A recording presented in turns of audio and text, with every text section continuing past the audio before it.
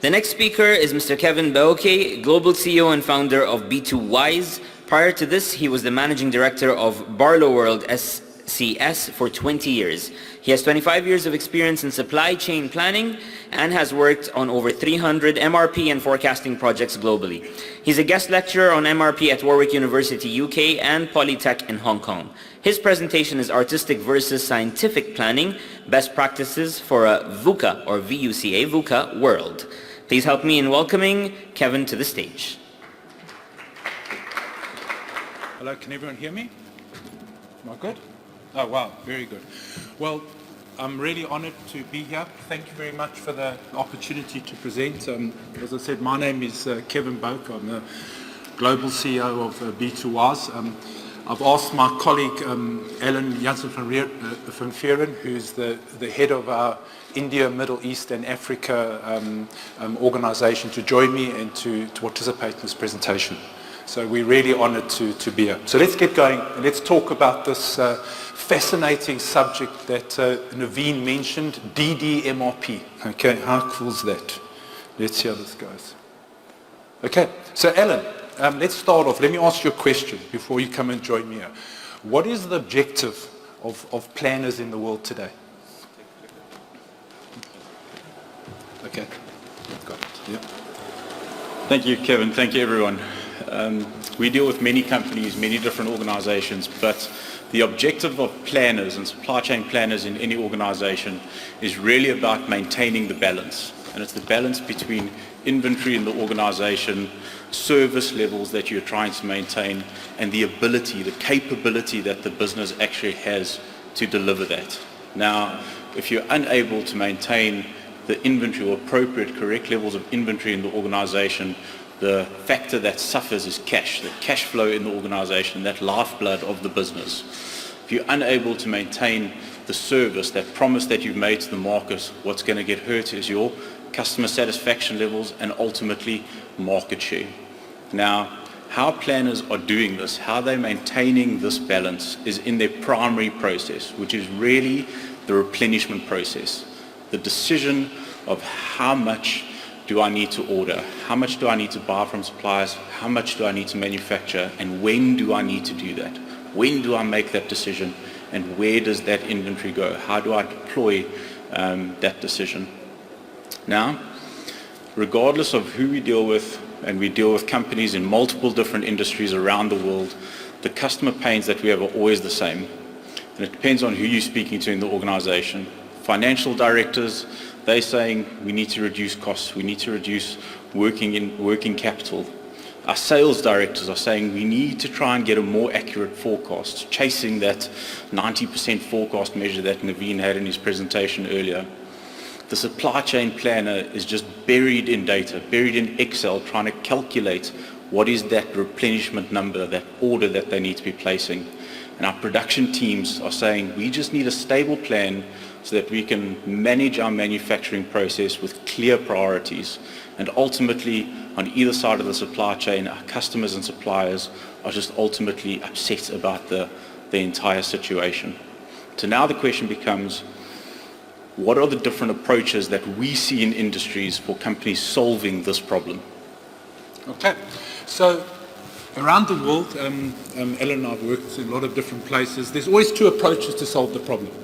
You have the formal way of doing it, or we have the informal way of doing it. Another way to describe formal and informal is formal is scientific and informal is artistic. And if you think about your brain, you have the left side of the brain and the right side of the brain. And your left side of the brain is all about systems, it's all about numbers, it's all about analytical thinking. The right side of your brain is that expressive emotional side, is where we make gut calls, gut feels. We just seem to know what to do and we become more like artists. So that's the way that you do it.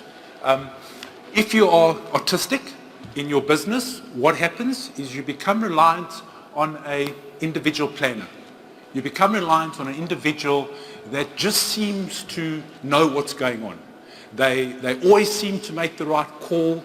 They are specialists in your business. They understand the tribal knowledges, all the little nuances of your businesses. They're very good at gathering information and building up those Excel spreadsheets that we all love to hate. They know the numbers. They can just look at the numbers and see the problems very easily. And above all, they care. They care a lot about your business.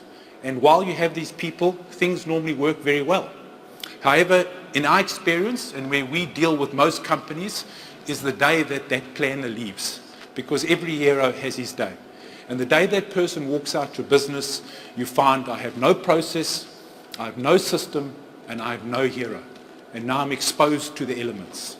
And this is where you've now got to start saying, how do I become scientific? How do I go build robust processes to make sure that I spend the money of the company in the most effective way? And that's what we want to go and do. So how do you become scientific? Number one, you've got to train your people. I always ask people, how many people in planning have been formally trained? And the answer, sadly, is very, very few. You've got to have good data. You've got to have formal systems. You've got to have formal reviews. And you need to adopt a continuous improvement mindset. Getting these things work is not something you just buy, implement, and get going. It takes time. It's got to be built into the culture of the company. So how do you take a journey? How do you start? So if you're sitting at informal and you want to get to formal, what do? So the first thing you need is you need to have a vision. You need to have a methodology, a method that you decide to follow. You've got to be able to see what the end game is going to be. And that's the role of the senior managers in the business, is to define that vision and decide on that methodology that you're going to use. The next thing you need to do is you have to train your people. The next thing you do is you have to implement methodologies and information systems to give the people the right information. The next thing you've got to do is you've got to fix the data. Now you'll notice here that I'm talking about implementing systems before I fix the data. And people always say to us, oh, but I must first fix the data before I implement systems. And my answer to that is no. The amount of companies that I've spoken to that say to us, oh, we've got to fix the data. I come back 7 years later, and you know what they say to me? Oh, I've got to fix the data. Because they have no tools on how to fix the data. So if you select the right systems, you have the right tools in order to fix the data. The next thing you do is you've got to document the process. You've got to write down exactly what people do, when they mean to do it, who's meant to do it, and you've got to follow up on those processes.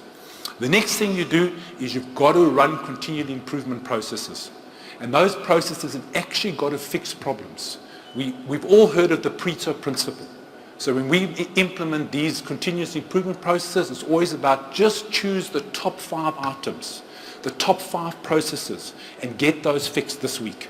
And then come back next week and then do the next top 5. And it's incredible how fast you will go and how the momentum speeds up in that process. And finally, you have to run formal review processes in your business. Alan mentioned that inventory, it's the cash that you spend. It's the biggest investment you make in your business. And I always turn around to senior guys and say to them, when's the last time did you attend an inventory meeting in your business? When you sat down with your planners and said, how are you spending your money? Because most guys don't actually attend those meetings. So you've got to get in there and you've got to make sure that you show commitment to those meetings, because this is where you're going to make or break your company when it comes to decisions about what you stock and what service that you offer to the company. Okay, now obviously we can go through these, and these can be subjects that go on forever, but I'm going to focus now just on 2 things. The first one is the methodology, okay, and the second one is training. So in the methodology, what methodology do you choose? We live, as you heard Naveen talking about, a VUCA world. We live in a world that is exceptionally volatile, that is complex, that is ambiguous. And we've got to actually we've got to try and solve this. If you go on the internet and you type in planning systems, you get presented with a huge number of technologies that are world-class. Artificial intelligence. And every board meeting I go into, a CEO will say to me, how do I get artificial intelligence into my business? Machine learning. How do I get a machine to learn so I don't need to be so reliant on a planner? New part introduction, MERO, mixed multi-echelon inventory optimization. These technologies are out there and extremely powerful. But in order to leverage those technologies, you have to have an underlying planning methodology. And most of us who run ERP systems will have a methodology embedded in those tools called MRP, Materials Requirements Planning. And we take all those technologies that we spend millions of dollars on and we load them into those tools. And what happens is those tools, sadly, were invented in the 1960s and fundamentally haven't changed since. So we do all this clever maths and we then load it into an MRP system that is just not fit for purpose. So what do most companies do? And what have most companies done? They've stopped using MRP. And 95% of the companies we go to are using an Excel spreadsheet in order to plan their inventories. And they're completely dependent on that tool. Okay, so what has happened? 10 years ago in America, the Supply Chain Institute went to their chairperson, a lady by the name of Carol Patak, an MRP and planning expert who had been chairperson of APAC for 10 years. And they went to a lean expert called Chad Smith and they said, things have got to change. We have to find a new methodology. So these two were given a task to go and redefine MRP. They spent a good 10 years investigating, researching, talking to all the authors, all the people that have come with most of the big methodologies, and they came up with this new concept called DDMRP. It was released in 2010. And it has really accelerated. The third edition of the book is now available. So if you go onto Amazon and you go type in DDMRP, you'll now see it's got its own book. And this methodology, which encompasses both MRP and Lean and theory of constraints and Six Sigma, is now becoming the best practice in Europe and North America on how companies are operating. To date, about 9,000 people have been formally trained through the methodology. Companies like Shell have put 200 to 350 people through the actual training and certified them. The industries that it covers is any company who's running MRP or running an Excel spreadsheet, this methodology can apply. The results that are being reported, you go on the internet, you'll see every single result you'd expect. Improved customer service, compression in lead time to market, right sizing of inventories, lower total costs, and probably the most important one down the bottom is a system that is easy and intuitive to use. And the one thing that every company that implements DDMRP reports is they stop using Excel to plan their inventories. And they become more formal, which is the goal that we want. So how do you go ahead? Step number one, you have to put thoughtware before software. So you have to get trained. So the Demand-Driven Institutes, all their courses have now been approved by the Supply Chain Management Organization in North America, and you can undertake these courses.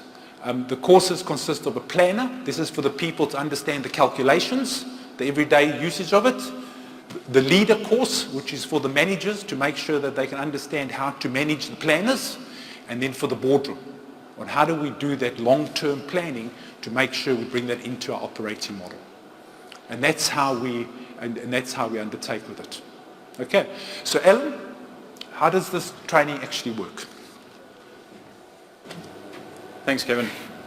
Yes, like you said, training's step number one, and I personally am a big fan of thoughtware before software. We have to train our people to understand the logic that's behind the decisions that they're first taking.